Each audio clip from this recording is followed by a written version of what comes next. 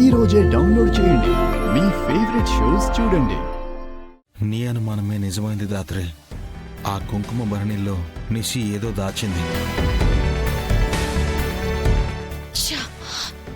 కళ్ళ ముందే అంతా జరుగుతున్నా మనం పట్టుకోలేకపోయాం. మా నాన్న కోసం చేస్తున్న పూజలో నిషి ఇలాంటి పని చేస్తుందని మనం మాత్రం ఎలా అనుకుంటాం దాత్రే? అయినా సరే మనం కనిపెట్టుండాల్సింది. అసలు నిషిని ముందు నుండే కనిపెట్టుండాల్సింది. అసలు నిషి ఆవేశంలో ఏం చేయబోతుందో అన్న ఆలోచనే నాకు భయంగా ఉంది కేదార్. ఇంట్లో ఏం జరుగుతుంది జగదాత్రి?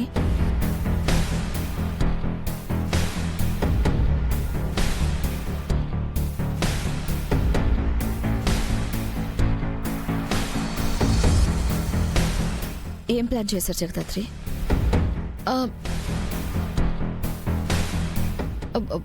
వదినా, మీరు పూజ మధ్యలో నుంచి ఎందుకు వెళ్ళిపోయారు?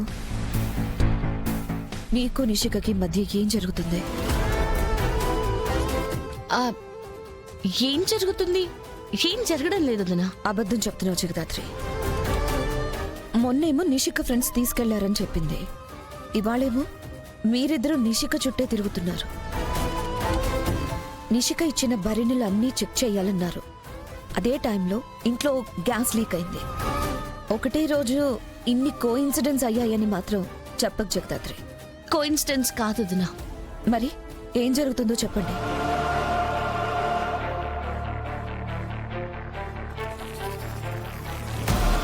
నిషిక మీనన్ కోసం పనిచేస్తుంది. ఆ విషయం మీకు తెలిసి నిషిని మార్చాలని చూస్తున్నారా?